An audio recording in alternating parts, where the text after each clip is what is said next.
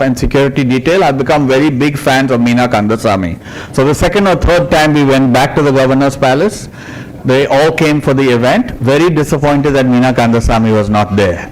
The head of the security detail was said, "Where's Meena?" Anyway, today is a cause for celebration because we are launching a wonderful new book by Meena. I'm going to read a little bit about Meena. Meena has been described by The Independent as a one-woman agitprop literary political movement. She's a poet, writer, translator, activist, and academic based in India. She has written 2 poetry books as well as 3 novels. She is one of the most important voices in India and in fact the world today. I follow her very closely and I think everyone else should. Thank you so much for everything that you do, Meena. In conversation with Meena is another dear friend of Goa and the Goa Arts and Literature Festival, who is Anjum Hasan, who has in a way quietly first written some of the very best books in India and has recently written to tremendous acclaim History's Angel, about and this wonderful novel which has had amazing reviews. So big hand and congratulations to Anjum for this book. She's delighted this year to host a number of conversations and this year Anjum is going to be discussing her novel with another amazing award winner who's attending out for the first time, Devika Rege, who's also here. So let me read to you about Anjum. Anjum is the author of 3 novels and 2 short story collections. She will be reading her poetry, which is how I first encountered her work this evening at Cabo Raj Nivas. Again, please look at the details, send your Aadhaar card and come for that. Her work has been shortlisted for the Sahitya Academy Award, the Hindu Literary Prize, the Crossword Book Award, and long-listed for the Man Asia Literary Prize and the DSC Prize for South Asian Literature. Her short fiction and essays have appeared in Granta, the New York Review of Books, the Paris Review, and the Los Angeles Review of Books, amongst many others. And for a long time, she wrote on literature, most fantastically for Caravan magazine. So a big round of applause to both of them, and let's launch the book. Sit. I'm joining this photo. Meena, you're in the middle.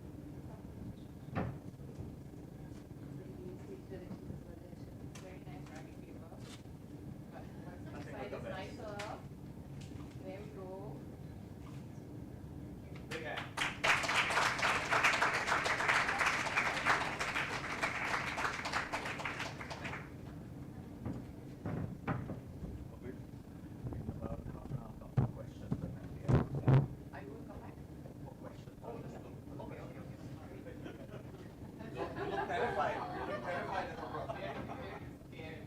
Very scared of the baby.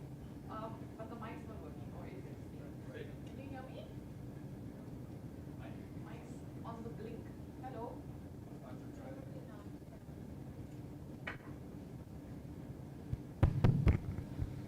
Thank you so much.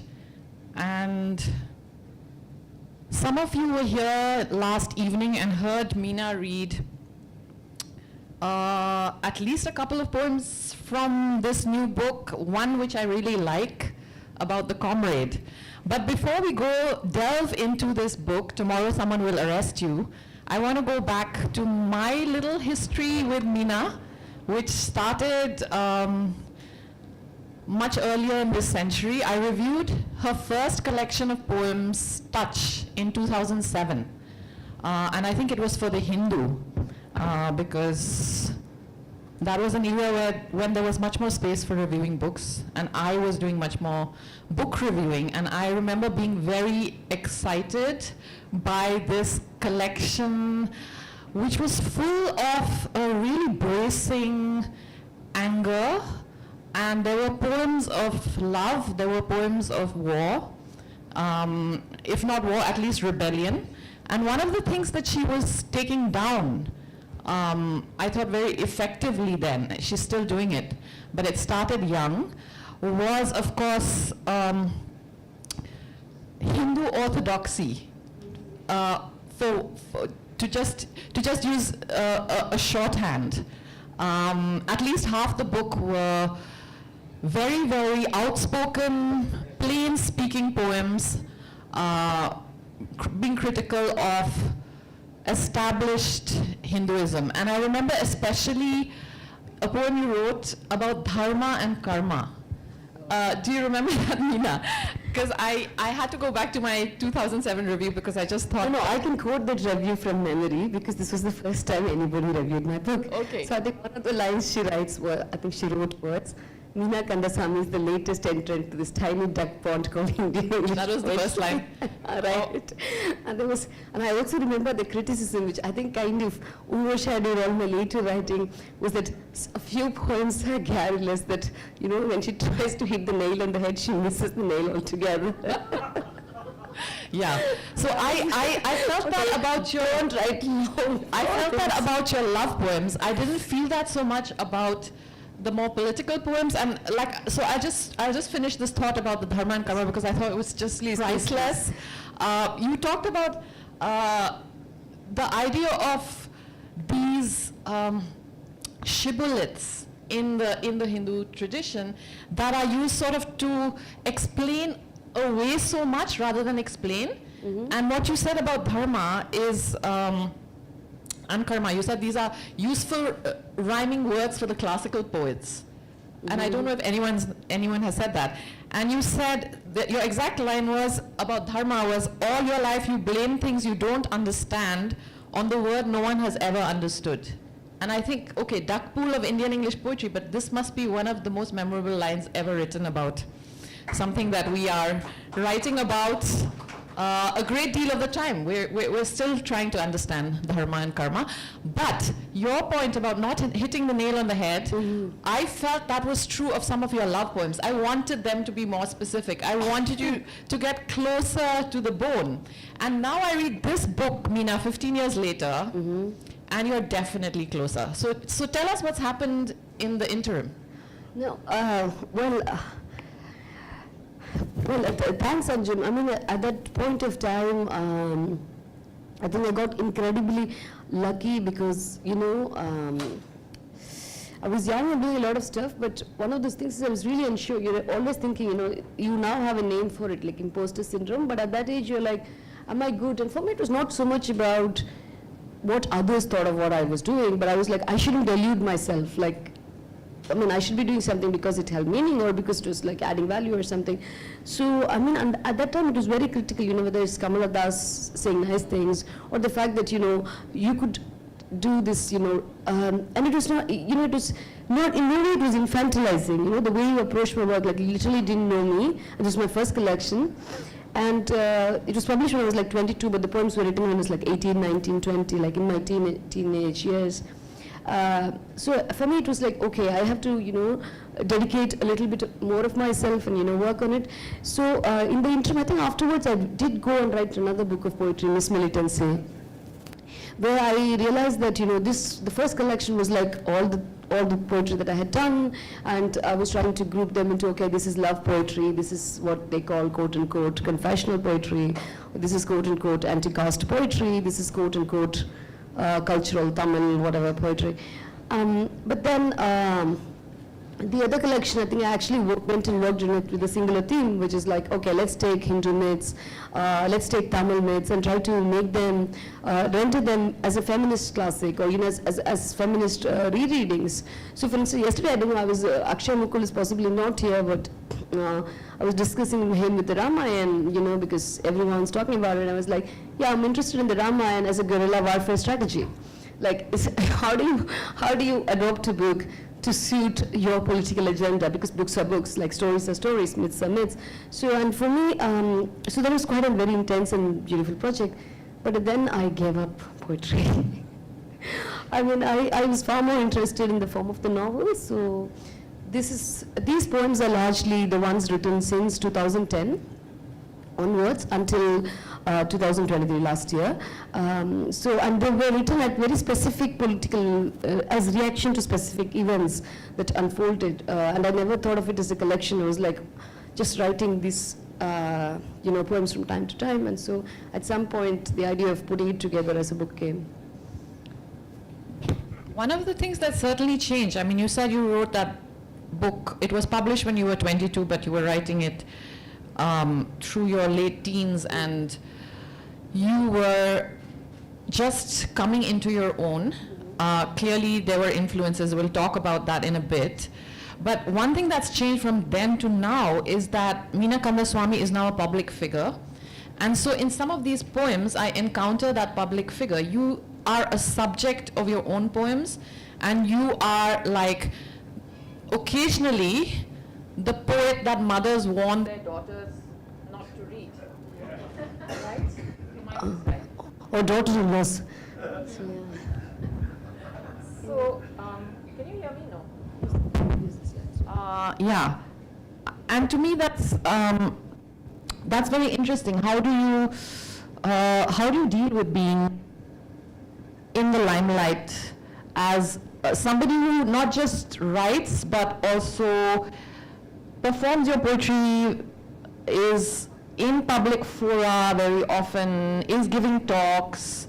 You're very well recognized, and you're sort of weaving that back into the poetry. And there's a line in a longish poem where you write, a young friend in Kerala told me his cousin's sister was rejected from a marriage alliance by the man's family, who said she is the kind of woman who reads Meena Kandasamy. It was the first person, someone came and actually said this to me. So I think part of why I stopped reading poetry was what it was doing. Not just, I think in terms of me, it was quite easy for me because I was like, I resist commodification as an individual. I'm like always anti-establishment, critical of everything. Nauseous about power. So, for me, it was like in many ways I could keep myself there. But what I saw with Miss Militancy was that it became really like a kind of fetish object, or in that sense, you could do a young person, a young woman on Insta posing with this book was like they were trying to say, I'm cool, I'm feminist, I'm subversive, and and that point, there was no, I mean, of course, all of these things are good, but to be consumed like that, I mean, for me, it felt like slightly like, oh no. And I also, again, the same thing is also the thing with academia, right? Like, so a lot of these people, poems were on syllabuses. And then there's this huge cannibalization that happens. The other day I was on Shodh Ganga, where all the dissertations are there, and there are like 100 PhDs on my work, and I'm like, why would you do this to me? Like, and some of them are like, and it's also very crazy because I have written about domestic violence at a later point in my life. I mean, my books were out before. And the thing is, because I wrote very publicly and spoke about domestic violence, they're using this domestic violence prism to read my previous 2 books. And I was like, no, there is no man, there is no one hitting me. But they were like victim, so people don't even follow chronology in literary criticism. So I was like, I mean, there was all of these things, but yeah, sometimes something snaps, right? Like you're like, oh, I don't want to do this poet person anymore. Also because it becomes very, you also realize, and I don't know how to phrase this without being slightly awkward, is that they're happy as long as you're just saying these loud, or let's say, at least for them, very articulate but angry stuff for a few minutes, and then it ends. But you want to be part of larger conversations. You want to say things that are much more, intellectual, much more engaging, which show both a scholarship, but also, so I was like, no, I'm going to do, maybe fiction, I'm going to do political writing, I'm going to do essays. And in some way I was trying to, run away from the sort of trap I had set for myself. So, yeah. Sorry, I have to take the mic from you. No, I'm so glad you're saying that, Meena, because you're described as an agit-prop poet on the back cover of this book, and I think that's not all you are.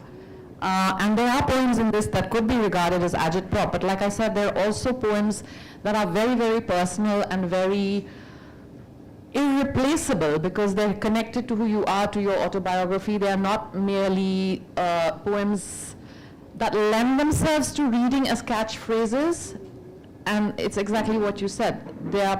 Those sorts of poems are more likely to be stamped with, this is the Meena Kandasamy type of poem. But to go back to what you just said about leaving off poetry and moving to fiction, I do recall reading The Gypsy Goddess, which was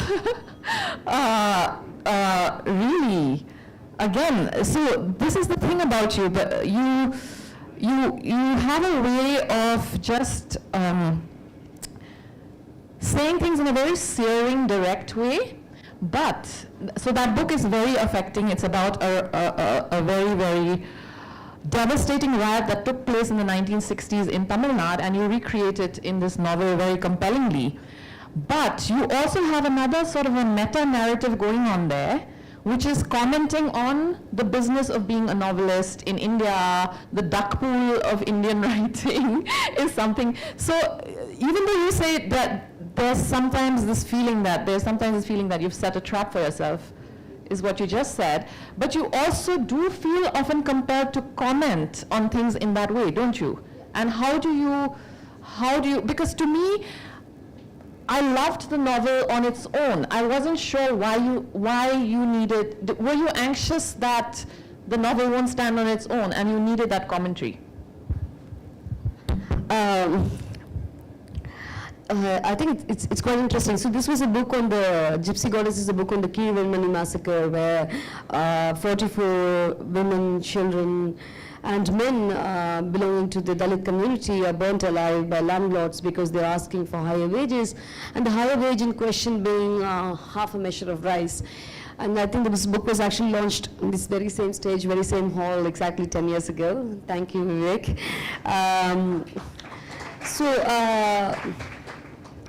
I think Anjum, it's quite interesting actually, because part of it is that when we open a book and there is this tendency that this is a story, and somehow fiction or the power of storytelling, the power of narrative is going to maybe shift by 1 degree the way we look at the world, or something about it, or at least document something. There's all of that going on. But at the same time, the act of writing, it's, as much as the story is political, the act of writing it is very political. And for me, to say that, to place it like that was very important. And I also think that, it was not just the first novel, it's a constant, I wouldn't call it an anxiety as much as a reaction to the kind of society we live in, where, forgive me, but whether we like it or not, the Manusmriti for the longest time denied education to women. So 100 years ago, you go back to the Madras census, 1921, only 2 women out of 100 could read. So imagine if that was the amount of women reading, the kind of, would people take you like intellectually seriously? Are people taking women seriously as political commentators? Are they taking women seriously as serious political novelists? They're interested in like, oh, she's a novelist, oh, she's interesting, oh, she's like, she's a crowd puller, she's controversial, she's whatever, she wears slutty clothes, whatever comes to their mind. But what's interesting for me is that to stake that claim, and so the thing is I think for men, and for privileged men, it's very easy. You write the book, you can leave stage. But for us, I think the extra job of having to unpack what you're writing, trying to deconstruct what you're writing, trying to actually place your work in a certain theoretical framework, because nobody else is going to do it for you. I think this is an additional burden, and then that additional burden becomes your burden. Because also the other hand is later what I witnessed, right? Like I don't do my theorizing, somebody else is going to say, oh, she's a victim of domestic violence. Why would I write? No. You know what I mean? Somebody else is going to do that. So many points you will have to. And for me, it was also interesting because a very long chapter was also because I was writing in a climate where a book like Gypsy Goddess, the easiest criticism against a young woman writing in English is, oh, she's doing poverty, porno miseria, she's doing poverty porn. And I was like, this is not effing poverty porn. This is what failed the system. The judicial system was failing the people. Nobody went to jail for burning alive 44 people. So, this was outrage. This was not poverty porn. This was not for me to get prizes. This was to say, this kind of thing happened in my land, and I'm from that place. My father was from a family of landless laborers from that place. So it was like, and you have to, and in some ways, am I anticipating criticism and therefore reacting to it at the act of writing? And I think a lot of my writing in that sense is, but do I have to feel the sense of being combative, being defensive? And I think I do, because where's the space? Like, would I have the chance to interview, the chance to respond? And I've been like, I remember being very broken by a criticism. I think it was Ashley Tellis who went to Indian Express and wrote something about Miss Militancy. He called this, they couldn't print the word cunt, but he called it cunt-based designer feminism. And this was, and it destroyed me. And it absolutely destroyed me. And it was in print. They couldn't put the word, so it was C*NT based designer feminism, and it was like, but and that's the first poem actually in the book actually deals with what does the word yoni mean. The yoni means vagina. The yoni means it's all of this. But the yoni in Sanskrit also goes back to caste. It means where you're from, like the place of origin. And so you can't, if you're talking about the Hindu caste system, it's not like you cannot skirt about not talking about female fucking sexuality, like it's at the heart and center, and the way it could be easily dismissed. And I was like, at this point, I'm like, which two children I can be like, oh, I'm bisexual. But at that point, another criticism about me was, it talks about heteronormative relationships. I'm like, actually, don't do this to me. And I think in some ways, people can destroy you with a review, but that was like, at that point, it really, really broke me, because the commodification that others were doing to me was blamed on me. Like this was some kind of designer feminism. And the fact that I also think that, with the LGBTQ movement, there's this way in which gay men can easily shut down women for whatever reason. But I think that happened to me, and obviously, yeah, it broke me in ways that I don't know, for the first time I'm actually opening up. But then growing up, I thought, I should actually put in a blurb, like, this is cunt-based designer feminism, go buy this book. So, but, these things can be like, when you're young and, you still think, you still want to have integrity, because without integrity, this is not the poetry you can write. And to have that integrity, this kind of thing that, in a way, much before this cancel culture or calling out culture, it can destroy you. And I think, yeah, at some point, I did have this happen to me, so. Sorry. You mentioned Kamala Das. I'm thinking of the sort of a female tradition of speaking out, and we'll have to limit ourselves to Indian English poetry because I don't know enough about the other languages. You probably know more about the Tamil tradition. I know a little bit about the Hindu Urdu, and there have been very hard-hitting, outspoken women there. But in English, there is that tradition, but I don't see it as a very political one. Or if it was political, it was implicitly political. Just the fact of Kamala Das writing, the kind of poems that she did, coming from the milieu that she did, was obviously saying a lot, right? And also not just the poetry, also the autobiography, other things she did in her life, her soirees in Bombay, all of it, the kind of life she lived. And then there are poets like Eunice D'Souza, who is also being a rebel, but in a way that, she never wants to be loud. There's a subtlety always, but there's also a sense of being her own woman, or being, this is who I am. So how do you relate to that older tradition? Because for you, the ideology has to be stated, either you're stating your own position or you're asking questions about the other position. And who are you drawing from? I'm looking at the epigraphs here, and you're obviously reading from everywhere, as we all do, and as we should. But how do you relate to other women who have written poetry in India before you, or are writing poetry alongside you? I think Kamala Das is a huge influence, and she's this amazing influence because you read a lot, and then you read her and you realize a certain type of desire, especially Indian woman type of desire, that you hadn't had the words to articulate or even feel, and then it's like, wow, this is so powerful. And what I really like about her is that how she keeps going back to love all the time. This constant belief, like, I'm going to have a heartbreak after heartbreak after heartbreak, but it doesn't matter. And like, her poems are, the way I sometimes even navigate the world. For me, she's so good, so powerful. Something like The Looking Glass, I go back to it all the time. I just love her work. And I think I owe a great deal to her, because for opening that door for opening that space, for being that person, because then you could write what you could write. And then you could, like, obviously write, political stuff and say, and say what you have to say. So I do look up to her, but I don't think that's the thing, that Kamala may not. She did write those poems from Sri Lanka, Ceylon, when it was burning, because she was there during the riots in '83. So some of her work is political. She was bearing witness to what was happening in Sri Lanka, in the '83 riots, I think. So there are her Ceylon poems which do speak about this act of bearing witness. But also, I think she did something very powerful by converting to Islam at some point. I mean, people had lots of stories.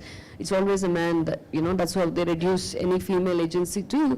But I really felt that in a certain climate, to take a stand like that, to do that, was also pushing back against majoritarian Hindutva, right? Like, to kind of say, no, like, I'm opting out.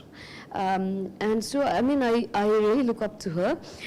In terms of, the older generation of poets, I mean, I've really read all their work, almost as a rite of passage. But I think I also, like everyone, like Sylvia Plath's inspiration, and Sexton is someone, like a lot of, the idea, for instance, of Miss Militancy came from Transformations by Anne Sexton, because she was doing these two fairy tales. I think Margaret Atwood was doing these two fairy tales as well in one of her books. It was called, I don't know, Penelope Goes Tabletop Dancing or something. I don't remember the full thing. And I think, who was the other one? Carol Ann Duffy did that with The World's Wife. So you had a huge tradition, at least in the West, of, taking these feminist tales and retelling them. So definitely I was, on higher ground, because these women had done this before me. I remember the Carol Ann Duffy poem about Midas, and all the retellings were from the point of view of the wife, which was The entire book is from the point of view of the wife, and you think, wow, I mean, So we are almost reaching the end of our allotted time. It's 11. Should we open it for questions? Though I did have, oh, there's someone holding up saying 10 minutes left, and I think we have to allow for questions for 10 minutes. So what would you like to do? Do you have questions? If you don't have questions, I will ask. No, please read something. Come on, it's not complete without you doing at least 2 poems. It's a question. Would you please read some poems? The answer is no. No, I'm joking. It's entirely up to her. But if there are questions, we'll take them. Otherwise, we'll decide what we want to do. We have questions. I'll ask you why you felt that you are broken by the review. Oh, I was 24, 25. It's a tender age. It's a very tender age. Like, I'm now like pushing 40, like, if I could go back and console that girl, I'd go and console her. I'd tell her, like, shit like this happens. But then you wouldn't know, right? You don't know the world better. Yeah. I mean, the thing is, at 17, 16, 18, 20, whatever, you think you figured out the world. I think at 40, you realize, fuck all. Like, yeah, so yeah. I mean, I wish I had this older version of me speaking to this younger version of me, but yeah. Now poems. Yes, Yeah, no, maybe you should read a love poem, because again, to me this is very intriguing. You mentioned Sylvia Plath, and Sylvia Plath runs like a thread through a lot of older poets as well. Eunice D'Souza has a wonderful poem, Taking Off on Daddy, and you have a poem taking off on Daddy in Touch. And of course, did it get you in trouble?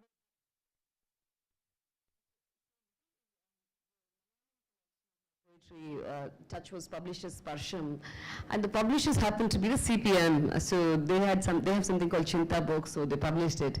And now the very strange thing happens is that You should tell the audience what that was. okay, Daddy, my daddy poem was called Mohandas Karamchand. So it was about the father of our nation, and yeah, obviously like Sylvia Plath, I don't have the poem here, like Sylvia Plath raging against the father figure. This was a lot of, written from a very feminist perspective. But I think the anecdotal story is slightly interesting. So I was actually upset with that poem because, at some point I think the poem calls Gandhi a fool, and they had translated it. In Tamil the word for food would be muttal or something very explicit. And they wanted to, like, the translator didn't want to offend anybody, so she translated as Buddhi Shunyan. Like, yeah, brain zero or something. But people are still taking offense for this. And so what happened is the senior writer was supposed to come and release my book, didn't come. She said it's very offensive to Gandhi, I like Gandhi, so she didn't come. But that was okay. Then there was Ramesh Chennitala, who is now the, I think, Kerala Congress president. He said this woman should not enter Kerala. That was how angry he was. But then the BJP was offended. So they were, like organized a book burning in Kollam. So I was like, wow, I managed to piss off the BJP and the Congress at the same time in a translated poem. And it was, I think, quite dramatic actually. But yeah. All Sylvia Plath. But It was actually a ripoff of Sylvia Plath's poem. great takeoff on Daddy. Yeah, right from the sounds and everything. Yeah. Also because then the idea of Daddy becomes much larger than. Yeah. Sorry. No, I was just saying Meena's Sylvia Plath takeoff is a great expansion of the Plath daddy theme, because this is the father of the nation. It's not just her daddy. But Eunice D'Souza, so there's a tradition here. I mean, there are all these connections that I don't think have been explored on Shodh Ganga. I don't think the Shodh Ganga guys are actually looking at history. Like you said, they just find a platform to take off on, and then it's just, There's primary research, and then there's going to be work on that. I don't know where all this But- cannibalism is going Yeah, absolutely. Okay. Will you read a love poem? This is my favorite love poem in the book, and like I said, I'm partial to all the poems in which you're vulnerable. Okay, I'm partial to all the poems in which you're vulnerable, and this is my best. So do you want to read this, and then we'll take questions if there are any. Can you see? Yeah, sure.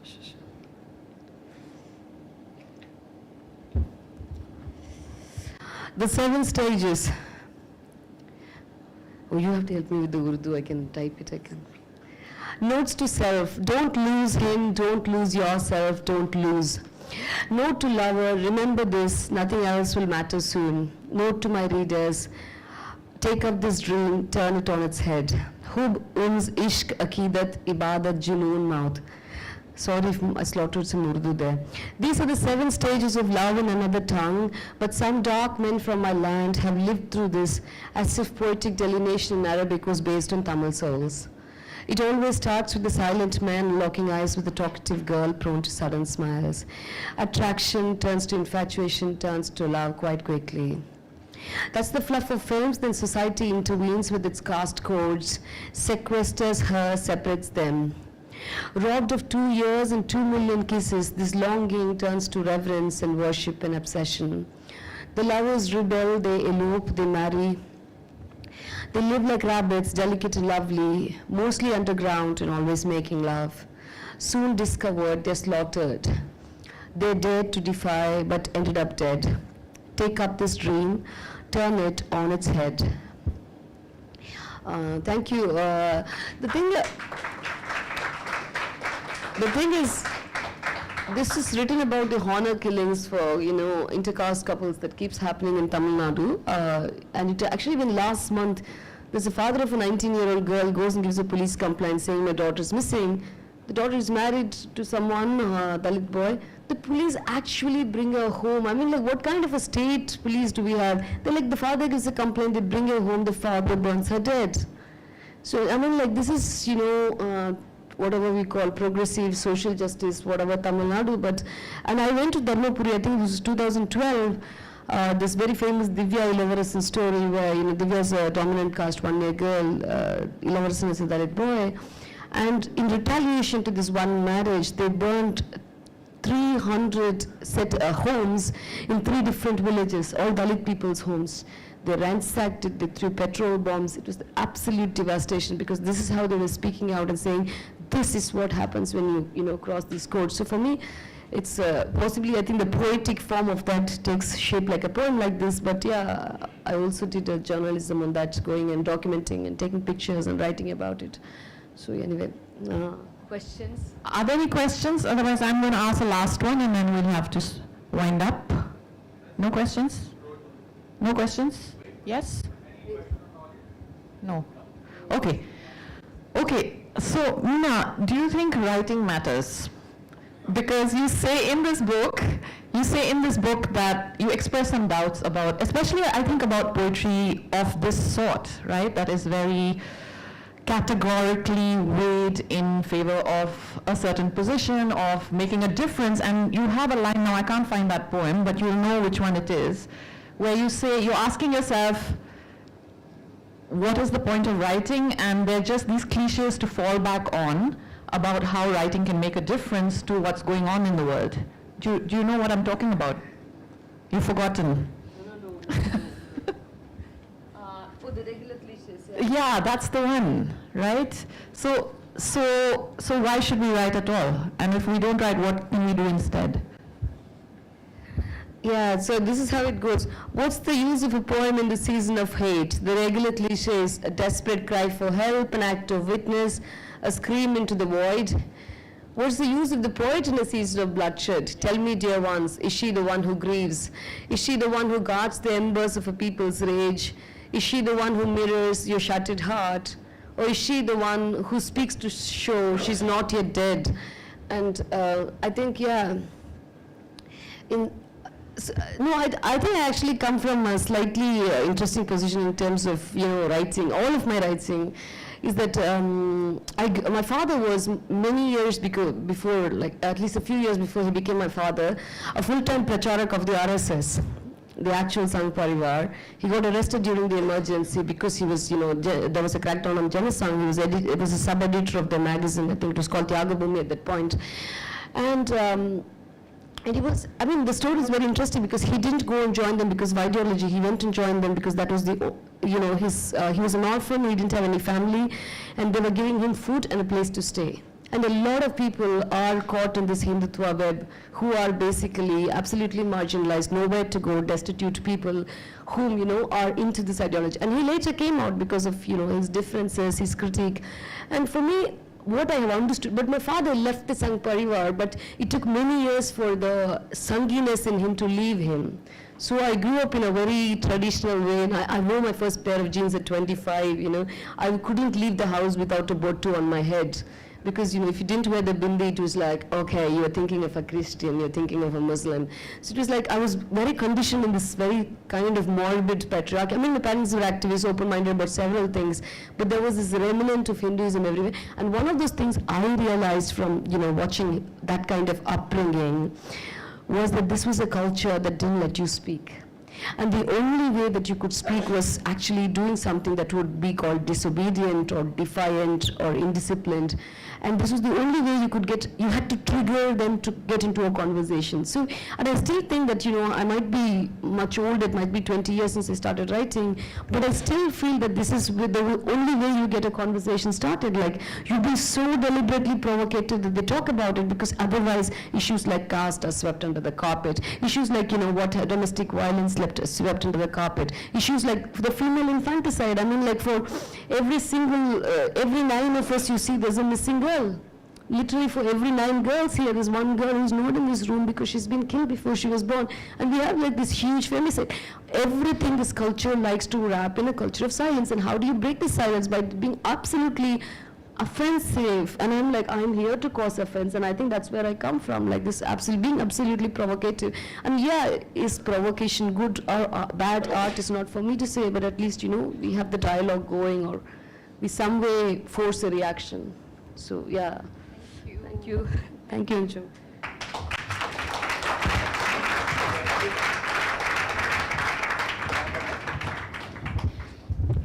The amazing Meena Kandasamy, folks. What a treat, what an amazing conversation. Thank you so much for everything that you do, for keeping your voice alive. Thank you so much, Anjum, for that remarkable session. It's something really for keeps. It has been live streamed to the world. Quite happy about that, and it will continue. Yes, it has been live streamed.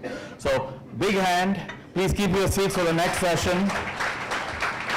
The next session is also a wonderful book launch with Rahman Abbas of एक तरह का पागलपन. I hope you all stay. It's a lot about the Konkan. It's got, there's going to be a lot about coconuts, I understand, and he's going to be in conversation with Ghulam Ansari, who is a Hindi professor here, a professor of Hindi here in Goa, and the wonderful Hansda Savendra Shekhar. Please keep your seats. That session will start in exactly 5 minutes.